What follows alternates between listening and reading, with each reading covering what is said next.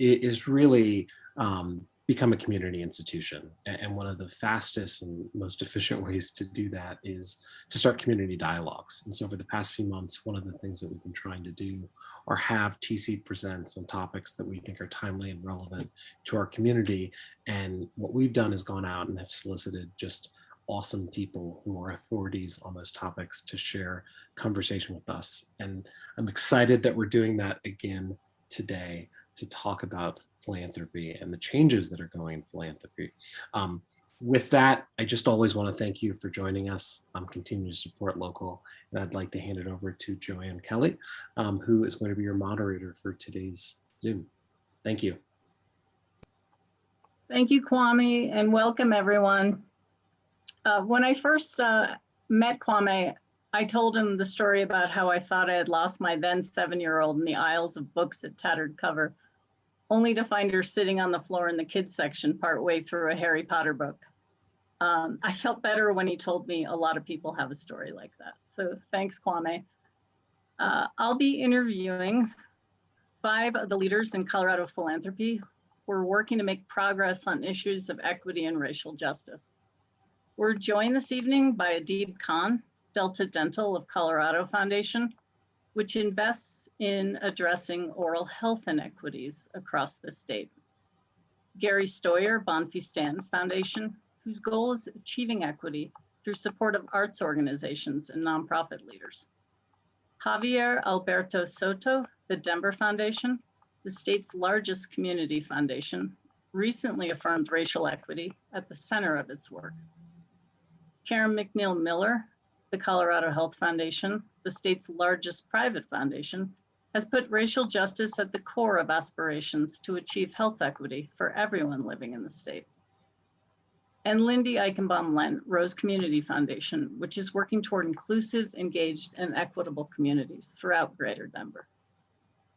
Now, all of our panelists have been thinking about these issues we want to talk about tonight in some way before 2020. But the pace has become more urgent. An extended pandemic exposed disparities and created economic hardship for many. At the same time, we all know that America has seen deep political divisions and what has been called a long overdue awakening to the impact of systemic racism. Starting with Karen, how did you conclude advancing racial equity needed to be the driving focus? And how much work do you think philanthropy still needs to do to make progress? Thank you, Joanne. And I want to thank Tattered Cover and Kwame and Alan for sponsoring such important conversations. So at the Colorado Health Foundation, we had already made health equity our focus starting 5 years ago. And in that health equity focus, we were focusing on Coloradans who live with low income, Coloradans who were part of marginalized communities, and communities who historically had little power or privilege. So we were already, excuse me, in the equity mode. And then as several things converged. So first, as we looked at our own data, as we start to disaggregate the data that we have around the state, then there was COVID and what COVID exposed about our communities of color and the disproportionate impact of COVID. And the racial reckoning that was starting to happen in our country. Then it led us to say, in order to achieve health equity, if we want to focus on the greatest inequities, we will focus on race. And the way for us to achieve health equity is to focus on racial justice. The data that we have, that we looked at, showed however you cut the data, it showed the centrality of race, meaning that if you were focused on women's health, if you wanted to look at the data for women of color had the worst health outcomes. If you were going to look at LGBTQ of color had the worst health outcomes. Seniors, children, so whatever way you wanted to disaggregate the data, it showed us that the greatest inequities were amongst racial communities. Then when you start to ask the question, why? You can't, if you follow the path of of choice and personal decisions, that only gets you so far. Those decisions aren't what's in their way. There are systems, systemic practices, systemic policies in their way that disproportionately disfavor communities of color. And when you keep looking, and I'm sure this will be the core of our conversation, it's all about historic institutional systemic racism, not individual racism, not individual white supremacists, but the practice of white supremacy that has founded this country, that still exists today, whether intentional or unintentional, that those were the things at the root of those inequities for communities of color. So that led us to prioritize Coloradans of color in our search for health equity by focusing on racial justice. Now, that's a whole conversation in and of itself, and then you want to have the conversation about philanthropy. I think philanthropy has a long way to go in general. I think you have on your panel today many of the foundations and philanthropic organizations that get it, but there are so many more that don't get it, starting with just recognizing the role we play in historic and systemic racism, and that we are in a field that was born of fortunes made on the backs of slave labor, on the backs of people of color, on the backs of low income. So I think philanthropy has a long way to go. I have some hope, but it's still a long way to go. Thanks, Karen. I mean, philanthropy is always focused on trying to chip away at social challenges. I mean, thinking poverty, homelessness, I mean, any number of things that people suffer from in our society.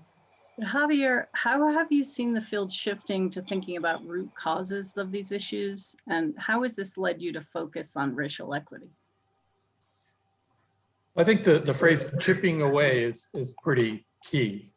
There's a recognition that these challenges are too great, too deeply rooted to simply chip away at them.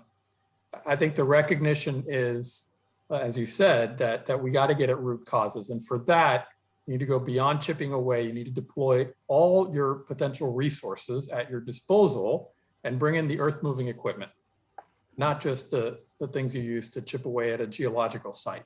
This is really heavy lifting.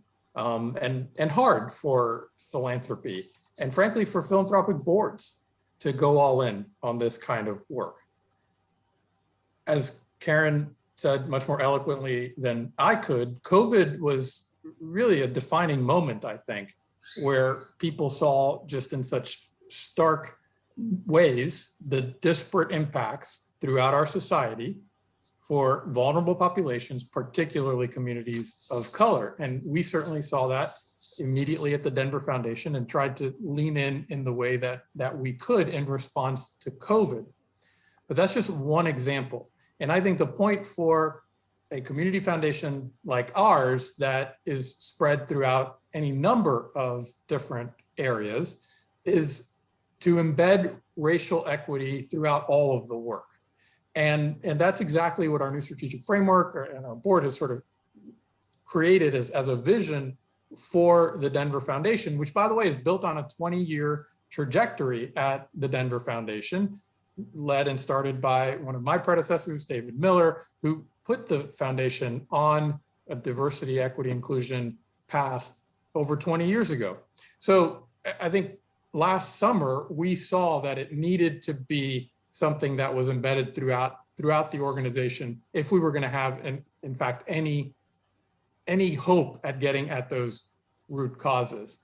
You know, I'll just mention another area in addition to the COVID crisis. For us, we're now looking at a focus on climate as one of the areas that we would spend our resources towards impacting. That's new for the Denver Foundation. And at first blush, some people may not think that an equity lens on the climate, sort of global climate change issue is one that is obvious. I would say quite the opposite. The folks who are at greatest risk for the the detrimental impacts of climate change are absolutely vulnerable communities, communities of color, who are currently, not in the future, but currently feeling the impacts of rising temperatures, rising seas, things like climate gentrification. So we need to address, whether it's climate, whether it's housing, et cetera, all of those issues through the racial equity lens, because otherwise you're just not getting at those root causes.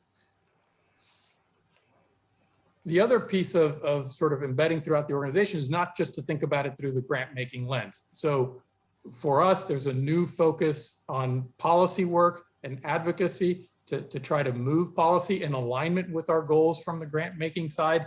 And then it's looking at additional resources beyond our 5% that's in the grant making budget. What are we doing with the other 95%? I think this gets at what Karen was talking about when she referenced the creation of the wealth that has given birth to this philanthropic universe in America. What are we doing now to invest resources in a way that aligns with our missions, that aligns with our goals around racial equity and these other things that we're talking about this evening? And so I'll tell you, at the Denver Foundation, our investment committee right now is doing as much lifting on this issue of racial equity as any of our grant making committees. And that's the way that it really needs to be, I think, for us to, again, Joanne, not chip away, but get at root causes. Thank you. I think we could have an entire conversation just about that last point that you made. Adib, you've been giving a lot of thought to how we make the economy in our state more inclusive through the creation of better paying jobs for people who are just way underrepresented in higher paying sectors. Not exactly, what people think about when they think about philanthropy, but what led you to seeing this as one solution to creating more equity in our state? Yeah, thanks, Joanne. And I think, when we talk about systemic racism, we talk about things like racial justice. And for a lot of populations, I think oftentimes it's hard to have those conversations because it's hard to put your kind of finger on exactly what it looks like. But I think when it comes to our economy, it is so apparent and out in the open about how systemic racism has really affected populations based on race. And I think anybody who's looked at the wealth gap or the income gaps in our country based on race know that essentially you have 10 to 20 fold the amount of wealth with average American white families as you do with average American Black families. And so it's out there in the open. And as a result, you have high degrees of poverty. And as a result, you have so many other issues that are symptoms of this incredible wealth gap that exists. And in order for us, when we talk about root causes, when we talk about opportunities to really make systemic change, I think that we have to look there first. About really poverty elimination starts with finding opportunities for more of our families of color, more of our immigrant families, our Black families, to be able to have opportunities to prosper in our economy. And there's been a history of this country, well beyond what we saw from slavery, what we see in the GI Bill, what we've seen with redlining, that have systemically caused wealth gaps to persist. And if you look at the last 40 years, there's been no difference with how much our BIPOC populations are acquiring in terms of wealth versus our white families. That has stayed the same. So for everything we've done, in that era, we haven't created change. And Malcolm X said, the white man will try to satisfy us with symbolic victories rather than economic equity and real justice. And so I think to heart is the idea that if we're talking about social justice and justice as a concept of equity, it is tied to economic equity. And we see it in oral health care. Oral health care at the highest paying jobs are vastly dominated by white populations. And at the dental assistant position, we have much higher representation of Latinos and Black populations. And so we're hoping to create long-term system change work in this space by investing, for at least 10 years. We have to, I think that's part of what we have to look at, is very long-term approaches towards this work, because the effects of what we've seen with racial inequity in this country have really been embedded for centuries, and it's not going to be easy for us to change this work. And sometimes in philanthropy, traditional philanthropy, there's very much this transactional idea of what social impact should look like. And I think we're under the realization that we need to stop treating the symptoms of this issue because they're going to persist. And if we're going to be really trying to address more systems change, we have to do the things that Javier was talking about, which is we have to get more involved in policy. We have to get more involved in, really being able to showcase the issues at hand with research and evaluation. And, in order to do systems change, we have to address racism and the kind of long-term implications of it. And so, I think for us, there's a big opportunity, and I've seen it for a long period of time in my career. When I was at the United Way, we would look at, even here in Colorado, just looking at how we're growing our own talent. We brag so much about the educated workforce that we have here in Colorado and how we have so many people with college degrees. But the reality is those people are importing into Colorado. And yet at the time when I was doing the studies, we were 49th out of 50th in terms of graduating our own. Only 22 out of every 100 high school freshmen would graduate from college here in the state of Colorado, based on the data I saw. So that's an opportunity. Our workforce is actually in high need right now. We need more people to get in the profession, like a lot of workforces. So we need to be making long-term investments in helping, especially our communities of color in the state of Colorado, have access to higher paying jobs. And that's going to be a very long-term commitment that spans from education all the way through workforce development. But I truly believe that it's an opportunity for us to create, hopefully, systemic change, reduce cycles of poverty, and be able to create more prosperity for people who haven't had access to it. I want to shift gears a bit and ask Lindy about Rose's focus on investing in nonprofits serving BIPOC communities, BIPOC standing for Black, Indigenous, people of color. What was the thinking behind this? And did you find there were organizations out there in Colorado or the Denver area trying to do work for years without a lot of foundation support? Thanks, Joanne. When we work with our donors and fund holders to help them with their philanthropic strategy, we ask them to tap into their values and their personal history. And for us as a foundation, it's really no different.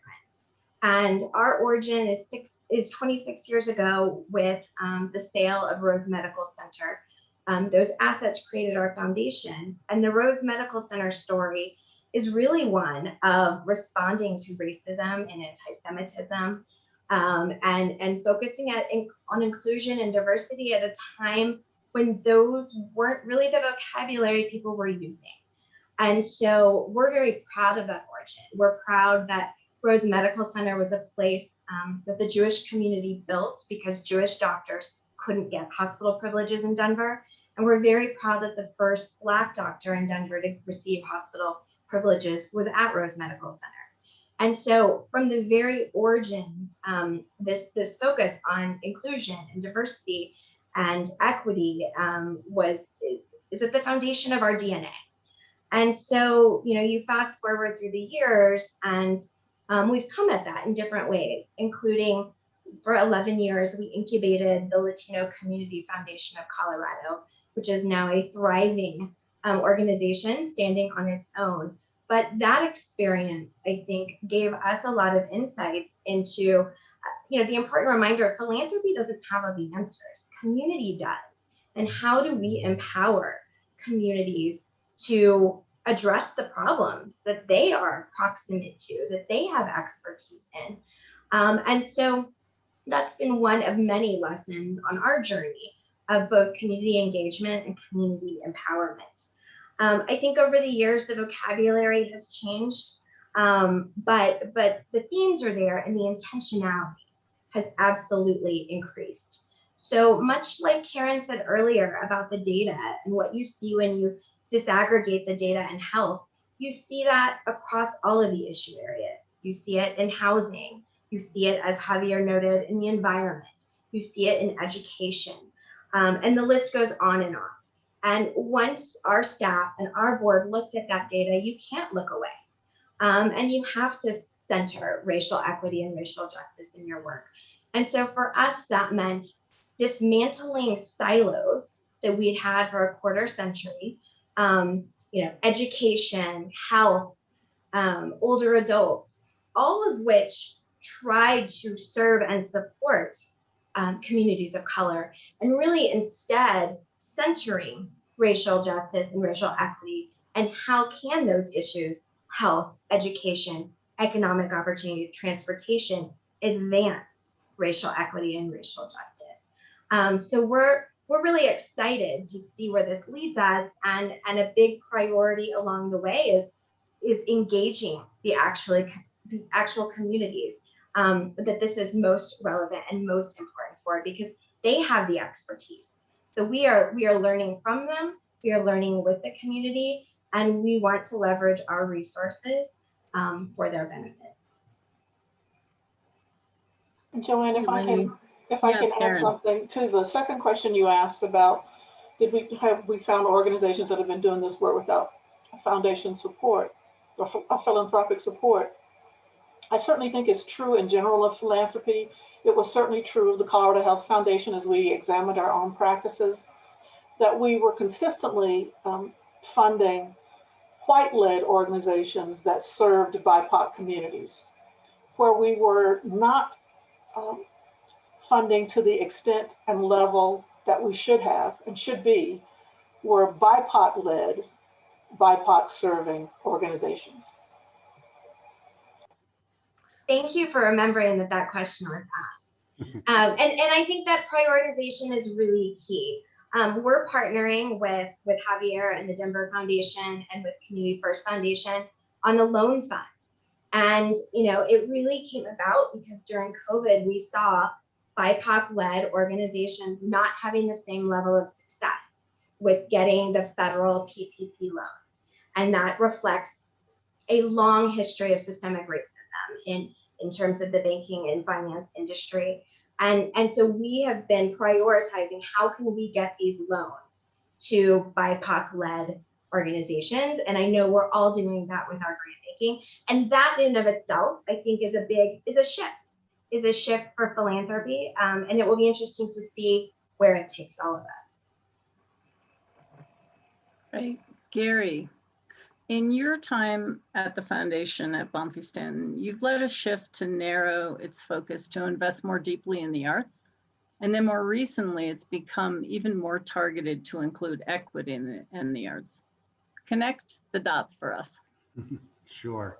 Well, first, the shift, which was made just before I arrived, was really rooted in the foundation looking at the total philanthropic landscape and realizing that being a relatively small foundation, there wasn't a foundation explicitly focused on supporting the arts, on advancing the arts. And so we decided if we're going to really have an impact, we're going to narrow our focus to that. And we also have a focus on leadership, which I'll get to later. But in terms of the connection to equity, there are sort of two pieces to this. So one is sort of how does supporting the arts advance racial equity, racial justice? And I think at its core, I would say the arts are a crucial vehicle for elevating these issues and for humanizing them, for getting people to no longer others, to see people who may look different, who may have different lived experience, different backgrounds, and realize how much commonality we have as human beings, and telling the stories of immigrants, telling the stories of slavery, telling the stories of poverty. All of these issues come alive in a way that the arts can do that simply issuing a report does not necessarily do. So I think the arts are kind of a critical component of a holistic approach to how we address systemic racism. I mean, some examples, recently in the community, and some of these are very small. We supported the Anti-Racism Club to do one of the many arts interventions following George Floyd in Civic Center Park, and using spoken word, using a public protest poster making celebration, a way of giving people the tools to actually make artistic posters to express what they were feeling, was really important, even with a relatively small investment. Just recently, Familias Separadas, an arts-led intervention in Denver that's part of a national program to address and frankly, again, to humanize the huge challenges and trauma that undocumented people are facing in this country. And they explicitly wanted to do a component of this national program in the Denver region because of the ICE Center. And so, you know, Denver is one of the focal points for national efforts to kind of look at these issues. Even something like Sue Teatro and Bobby Lefebvre doing the play Northside, which really elevated the whole issue of gentrification and displacement in what many people now call Highlands. But for the Latino community, it's still Northside. And they desperately want to hold on to what's left of that culture and that community. And of course, as we know, Denver is facing this all over the city. And the other piece of this, and Karen addressed this a bit in a larger context, but I'll focus on the arts piece, is systemic inequity in arts philanthropy. There was a study done by the Helicon Collaborative, a research group, about 12 years ago, looking at how much arts philanthropy went to BIPOC-led and serving arts organizations. And it was about 4% of philanthropy.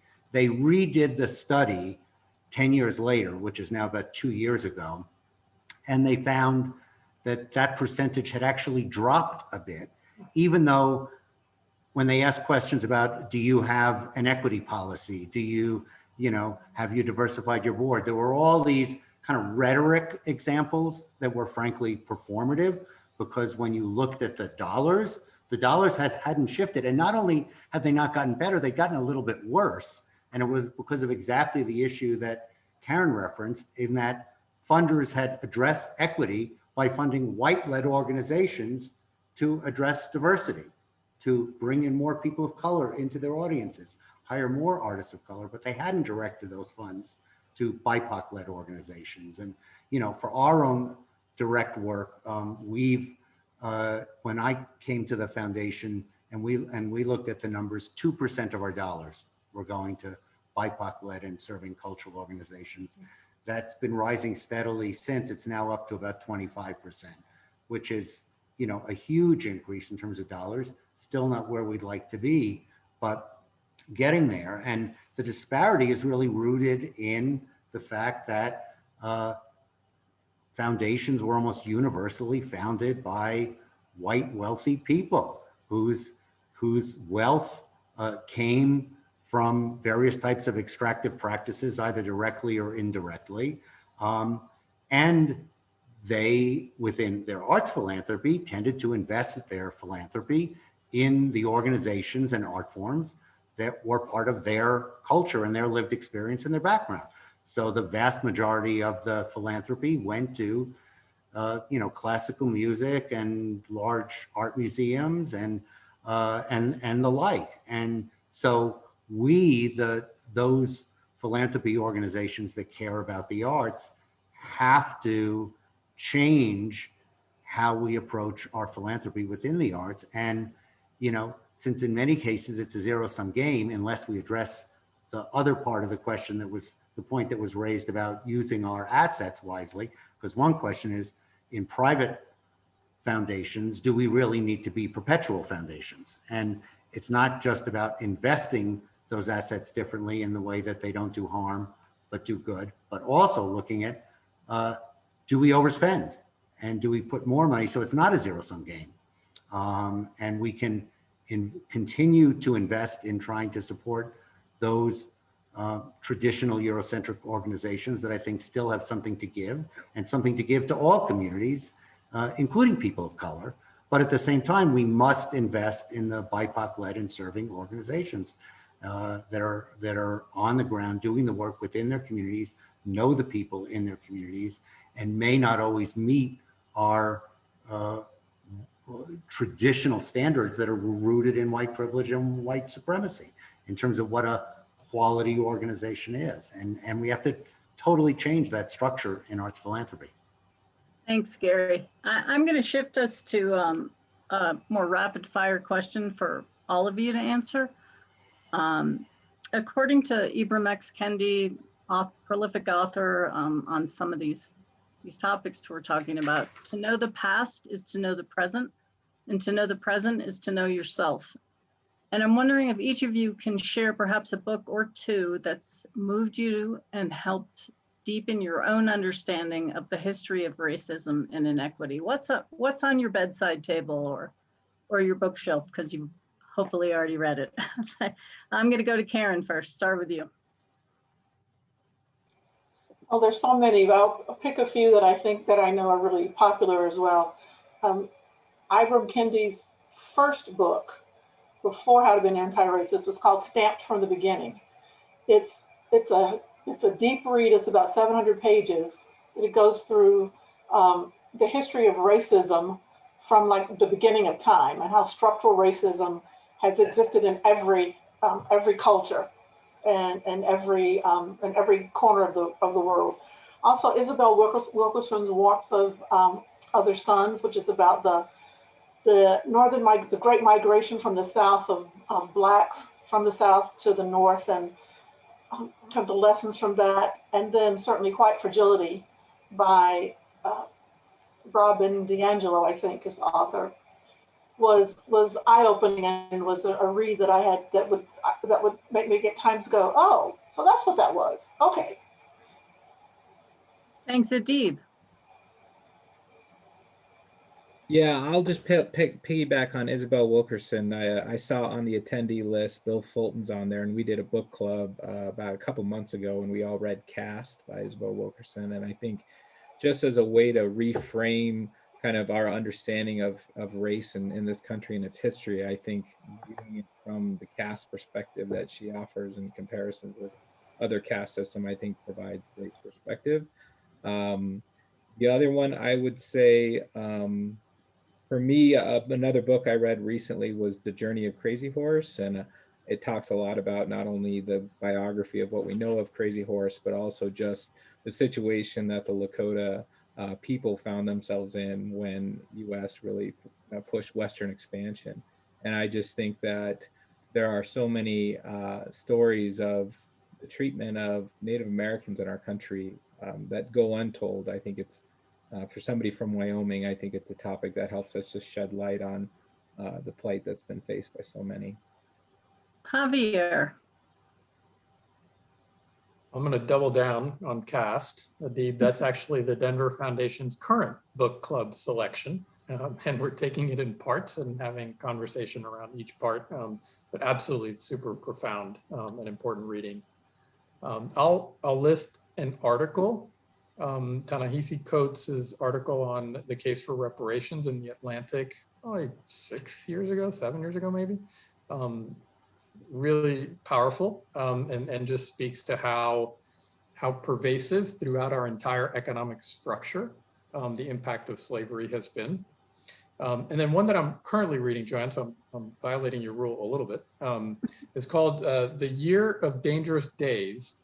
And it's about 1980 in Miami, Florida. I moved from Miami to Colorado a couple of years ago. 1980 was an explosive year, and it included what's been called since then the McDuffie riots. Really just a very, very violent time in the city where race was at the forefront of the tensions. And that was a police-involved killing of an African-American male at the same time that there was a wave of over 100,000 migrants from Cuba arriving into Miami, plus the explosion of the drug trade, primarily from South America. So all those things were converging in this city simultaneously.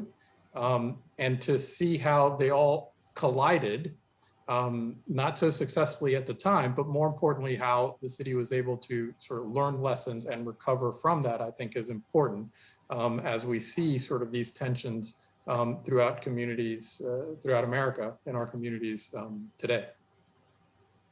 Lindy, how about you?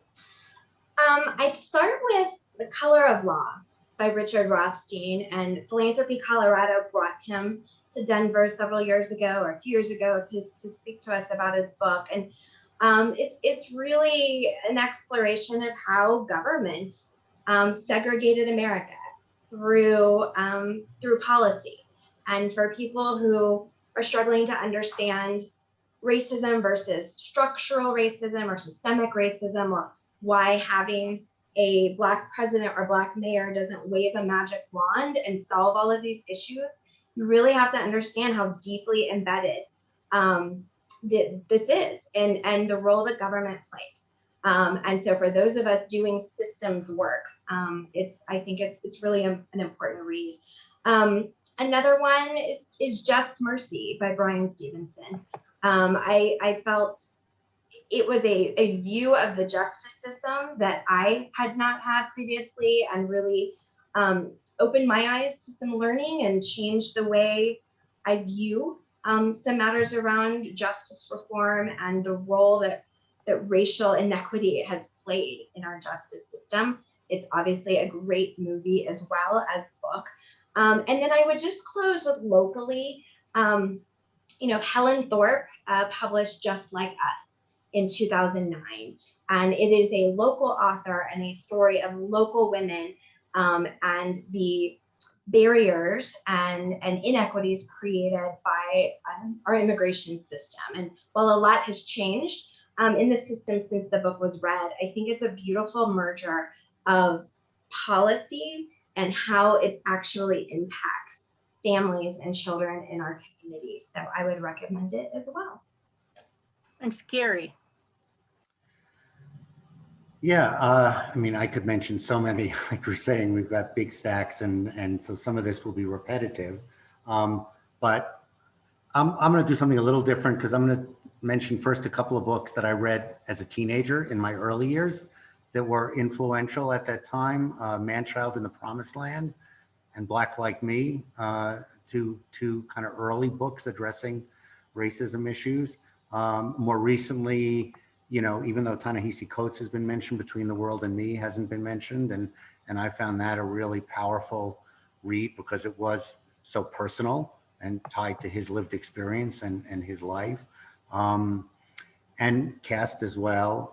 And I would recommend for those people, we did also a staff dive into Caste, but we used the New York Times magazine excerpt of Caste that kind of synthesizes it into an easier bite in terms of if folks have more limited time.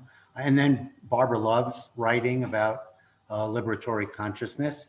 And I would also second indirectly Lindy's mentioning Just Mercy as a movie, because even though the question was about books, I also think there have just been in the last year or two an extraordinary array of movies made around racial justice issues and around history. And, certainly Just Mercy, One Night in Miami is another great example. And there are many of these. And so just to throw in another art form, I would say definitely let's make sure that we look not just at books, but also the power of movies.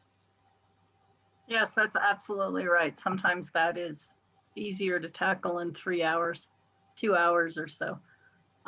So many good ones. I think I'm going to ask Alan if there's anything in the Q&A section that he thinks we should go to right now, or if I should continue along. I will ask one quick question, then I will get back to you, Joanne. Are there any podcasts or kind of current media that the panelists are consuming on racial equity, racial justice issues they can recommend to the attendees? Take maybe a couple suggestions if anyone has one right off the bat. Yeah, I'd mention one, not because it's a focus of the whole podcast, but and I actually just posted this to social media today. There's a relatively new podcast from the food writer Mark Bittman called Food with Mark Bittman, and his most recent episode is with Steven Satterfield, who is the host of the new Netflix series High on the Hog, and the whole episode is really about food justice and the history of colonialism and racism in the food sector. And I highly recommend that as a podcast that brings together issues of food and racial justice. For anyone who has a particular interest in politics, the Improvement Association, it's a New York Times podcast, talks about a congressional district in North Carolina where there was some fraud committed in the past couple of years, and how all of it was sort of galvanized around seeking to obtain Black vote in that congressional district. Really tangled, messy, but a powerful listen, several episodes long. Thank you. Mackenzie Scott, who some of you may have heard of recently, when giving out billions this month to community organizations, referred to her own philanthropy as seeding, one that begins with S like Sam, while seeding, the one that begins with C like Charlie. And just wondering, I just go back to you, Karen, how have you been able to shift foundation power and the whole power dynamic that nonprofits talk about, to the nonprofits and communities, and just this whole idea, while it might seem obvious, why is working with those who are the least well served by systems an important thing to do? Well, I'll start with where you ended your question, Joanne. To talk to the folks with the lived experience, as I think Lindy said earlier, they're the ones who have seen it up close and personal. They're the ones who know exactly how it does and doesn't work for them. They know exactly where all the gaps are. They know where all the barriers are. And so listening to them as equal an expert, as a consultant, or that you might look at a local official, looking at the person with the lived experience as the expert and those communities is critical to our path. We certainly have not reached our aspirations yet for being, for power sharing. We certainly have improved in our listening to community. And so we want to look at, sharing our power, sharing the power that we have, utilizing our power when it's appropriate, because there are times when we have the bully pulpit. We get invited to tables that many community leaders may not get invited to. So we use our power oftentimes to advocate on behalf of those communities and encourage people to go talk directly to communities. It's also a misnomer to think that those communities who live with low income, BIPOC communities, that they are without power. They are extremely powerful communities. Often their voice is ignored. Often their voice is dismissed. And so what we see part of our role as being is helping that community to activate the power and elevate the power that it already has. There's no giving them power. They have power and agency already. But what we want to be able to do better is to not be the paternalistic, all-knowing foundation. That we come to community with humility. We come with more questions than sentences that end in more question marks than sentences that end in periods. That we come with the willingness to walk alongside them and behind them when we need to, and to take the lead from them. So all of those things are important, I know, across the spectrum of community engagement and power shifting and sharing. We all are at different points along that continuum and want to be active all along the continuum. Not that it's just everything would be community driven, because we do have some expertise to bring to bear, but we can't act as if our expertise is the only expertise, that our power is the only power that matters. Okay. Alan, I think you said that you have a couple questions that might be good to go to right now. Do you want to read them out? Yes, of course. Let me read them. This is a question about can we talk about how you are investing in nonprofits serving BIPOC communities in terms of foundation policies and procedures, specifically multi-year grants, not annual grants, and a reporting and application procedure that allows smaller organizations to compete with larger nonprofits with larger development departments? Who wants to take that? Well, I can jump in. I mean, it's something that we've given a lot of thought to. We've shifted the vast majority of our support, frankly, towards general operating support and towards multi-year support. We realize this is a huge issue, and it's an equity issue because smaller organizations tend to have little or no development staff, and they can't compete on a level playing field, in effect, with large development staffs. They can put a lot of time into grant proposals where every budget form is different and every question is different, and it's a huge issue. And I'm glad that someone raised it, because I think it's an issue that has to be addressed. Yes, many funders have moved away from necessarily using the common grant application because they want to ask all kinds of different questions. And some of it is driven by good intention, especially around equity. They want to ask questions that are not necessarily in that form.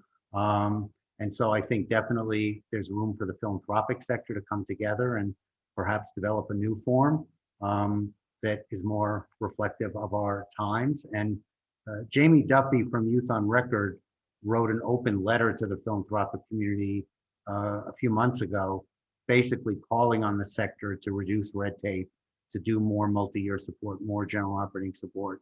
And it's something that we really took to heart. So this year, for a 2-year period, we have essentially eliminated final report requirements, interim reports, really streamlined grant application to really make it as simple and easy as possible, since so many groups were struggling with limited staff during the pandemic era. And it's something that I think we in the board are going to have to look at going forward, how much of those structural changes we keep and make permanent.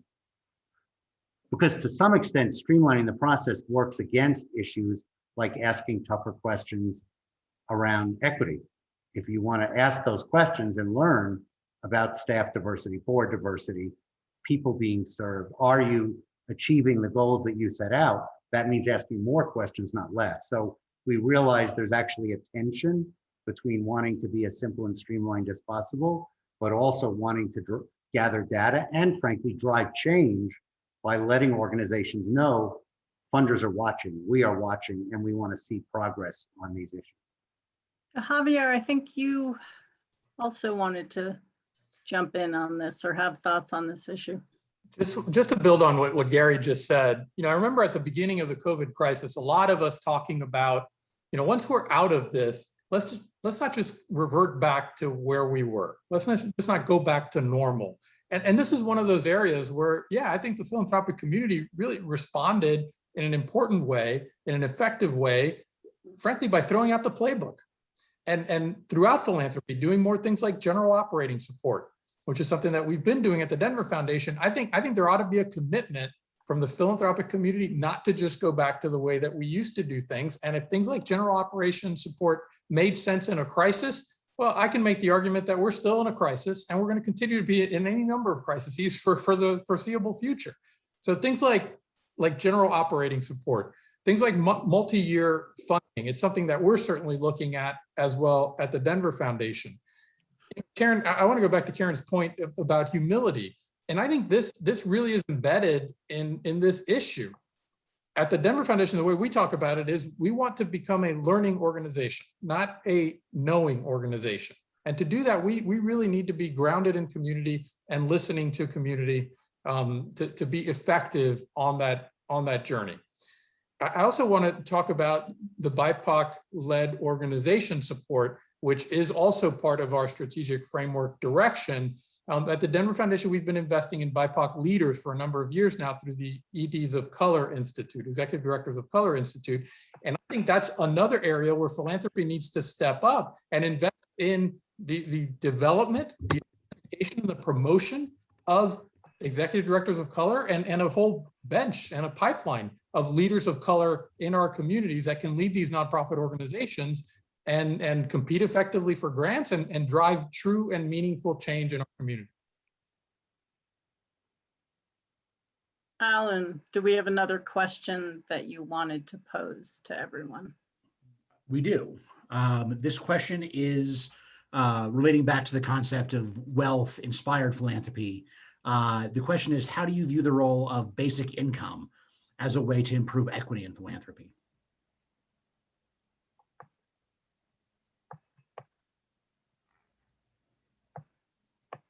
I think nationally, there have been a couple of experiments on universal basic income. The challenge has been, even when it proved to be effective, the challenge has been sustainability. And so even if everyone on this call agreed with it, philanthropy does not have enough money to fund something like that. That would have to be something that was a national, federal priority. And so that gets us to, oftentimes, philanthropy can be the vehicle through which we do proof of concept, that we can sponsor the petri dish that can prove if something's effective. And then philanthropy cannot sustain it, because all of our funding together is still, we're just a rounding error on the state's budget. What we have to invest in the state, across the state every year. So it's been proven effective. What's the vehicle for sustainability?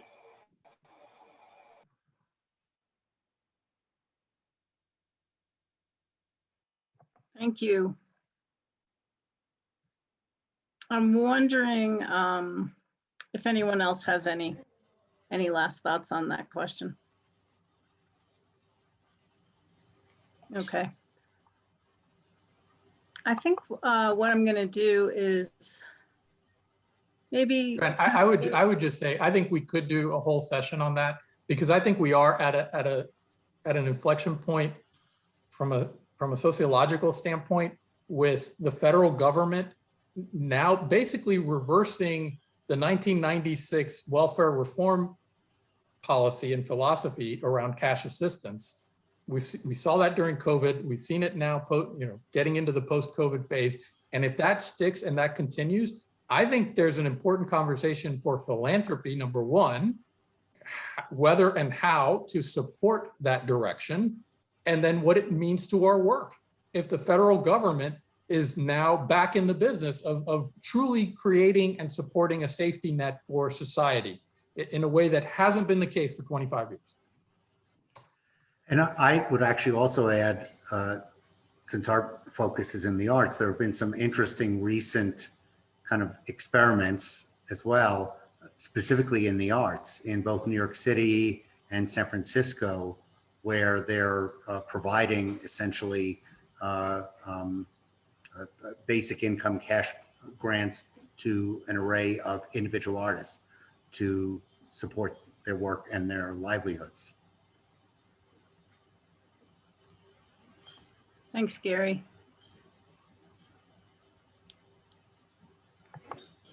So as I was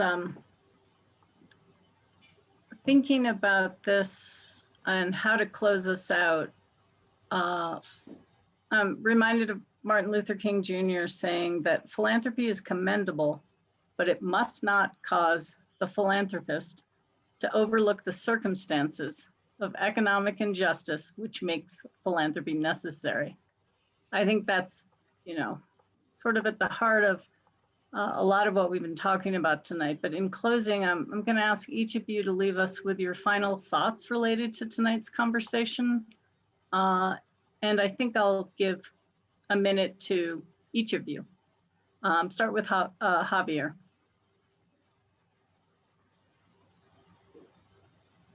I just go back to the need to just approach this through an all-encompassing kind of lens.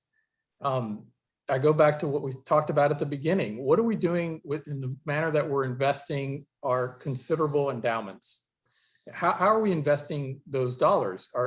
Is that money being used to help promote and drive the impact that we're searching for in our policy work and our grant making work, or is it working to an opposite end? And I think this is a conversation that every endowment in America is having and needs to have over the next few years. for me, it has to be about that entirety of the resources available in order to truly be able to walk the walk. Otherwise, you know, when I came into philanthropy, I just remember thinking that philanthropy had the answers to every problem in the world, and B, that there was just a sense of arrogance and promoting sort of all of this good work. And when you look at it, it was all about the grant making. And if you just from a math standpoint, if you just focus on that 5% and you're not looking at the other 95%, then yeah, I mean, a lot of that just ends up being hypocritical almost. Thanks, Lindy. You know, I know this is a panel about philanthropy and there's large philanthropic institutions represented, but philanthropy isn't just about large institutions. It is about individuals and it's about family. And it's about money, but it also might be about how you give and where you give your talent and your time. And so for the folks on this call that are thinking about what does equity mean in my personal philanthropy, I just want to emphasize that there's a lot of resources to help you if you're feeling overwhelmed or lost. And community foundations like Rose, like the Denver Foundation, are those places. And so I know we take our donors and fund holders on learning journeys about these issues. We've created a pooled fund where people who want to support racial justice, but maybe not sure who and how can contribute to. We published a giving guide of organizations that we are partnering with. And we host giving circles so people can collaborate with others, including those in community, to learn and give strategically. So there's a lot of resources out there, and I would encourage everyone to think about equity in their personal philanthropy, because we're at this critical moment. A lot of people have talked about post-COVID. When we're post-COVID, how do we get back to normal?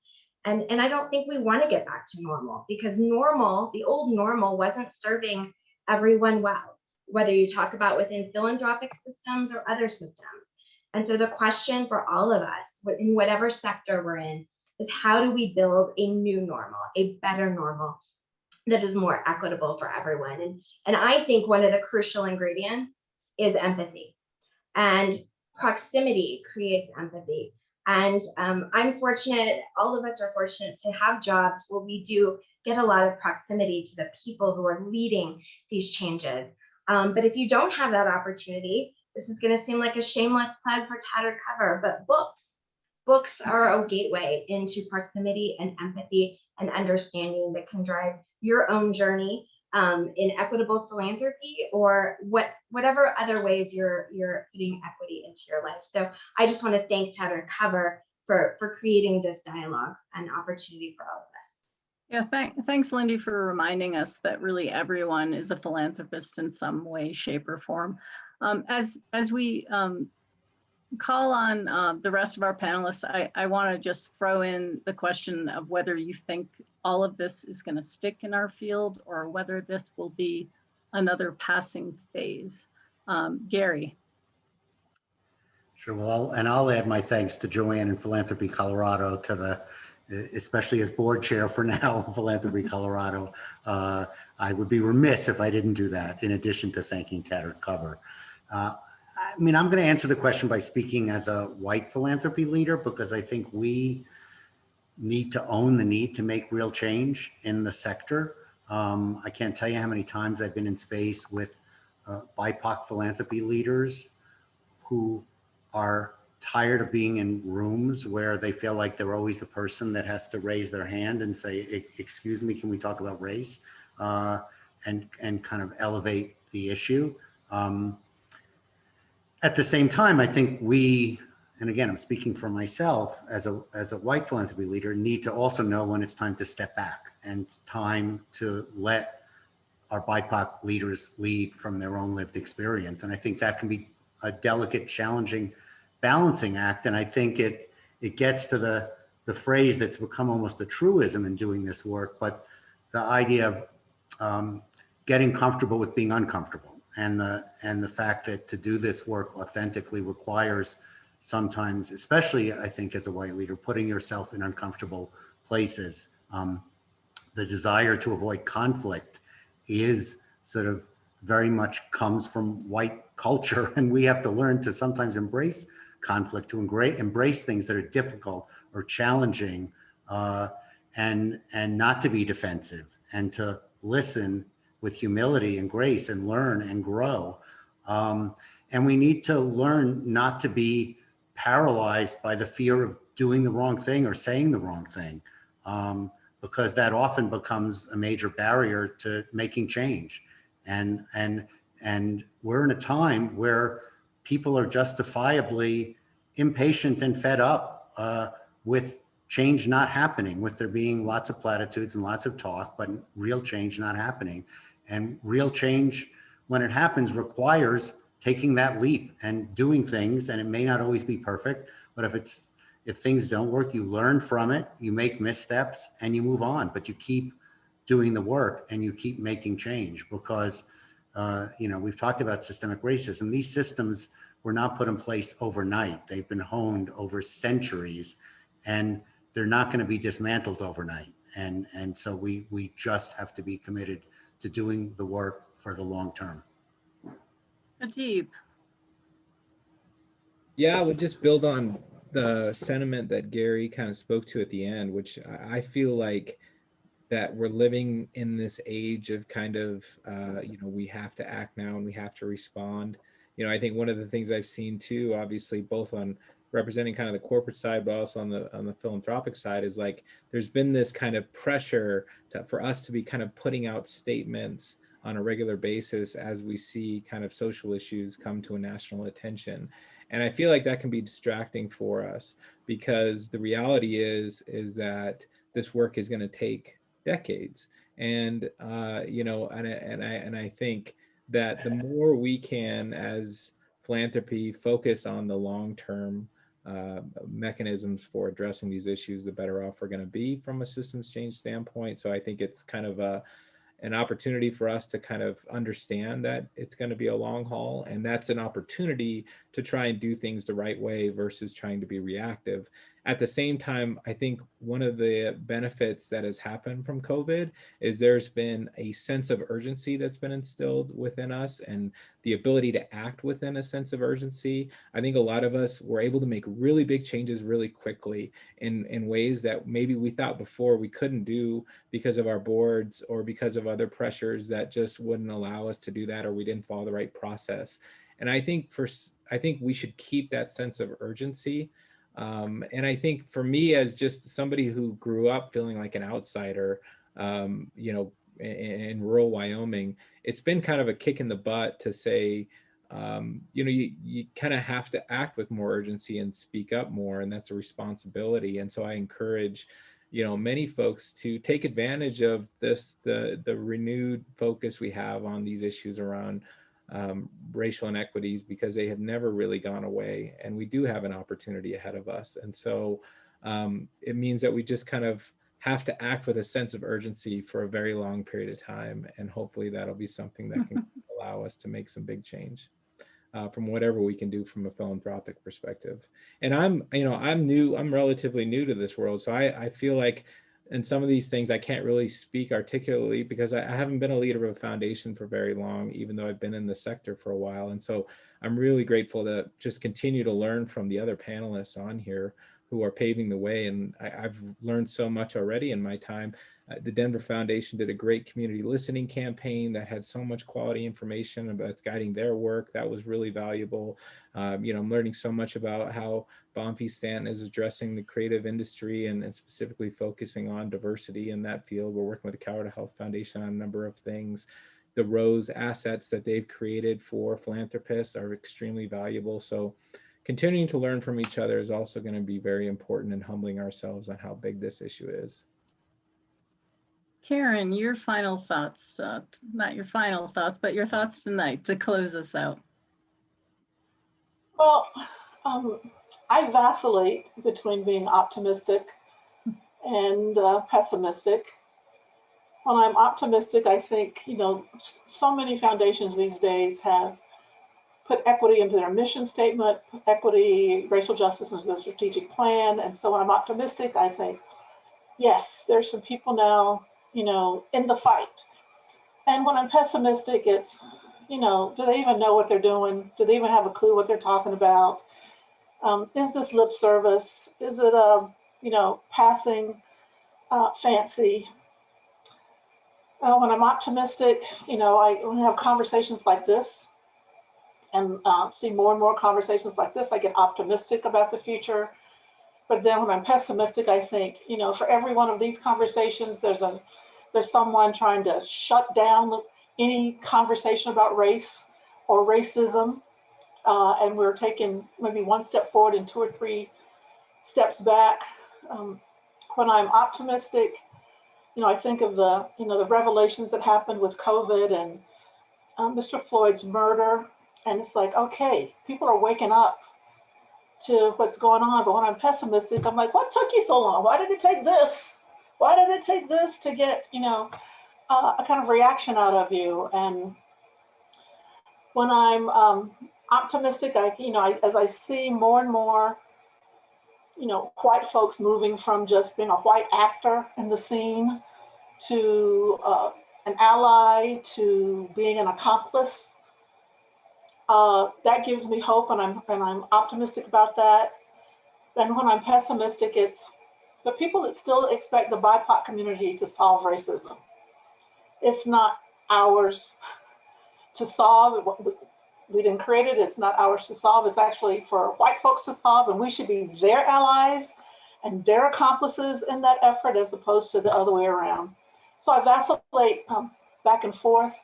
I have to, I have to remain hopeful and be optimistic more often than not, because otherwise, why would I get out of bed every morning and come and do this work? I still believe in the field. I believe in the work. I certainly believe in our communities. And those are the things that keep me going. Well, on behalf of Philanthropy Colorado and our network and all of you and the audience and Tattered Cover, I just want to really thank you for this opportunity to have this conversation this evening, hopefully the first of many, and hand it back to you, Alan, to any final words. Joanne, thank you again for assembling this beautiful panel. To the panelists, thank you all for contributing your experience, your advice, and as Lindy said, your empathy in the sector to address these issues that affect all of us. And we're pleased to be able to provide a platform for this conversation. A couple housekeeping items. This broadcast will appear on YouTube in a couple days as well, and we'll share those links on social media to be able to share with your networks who weren't able to attend live. The list of books that the panelists suggested earlier, we will assemble and send out via email to all the people who registered today. And again, we appreciate very much those recommendations. And for future events like this in our Tattered Cover Presents series, I would advise you all to visit tatteredcover.com/event. We have a very active schedule coming up this summer, including very soon events in person again at our stores, safe, responsible events, but events in person all the same. So again, thank you all for your time tonight. To our panelists again, thank you for your time. Joanne, thank you for moderating, and to all who attended, thank you for spending some time with us. Have a good evening and a good rest of the summer. Thank you. Thank you.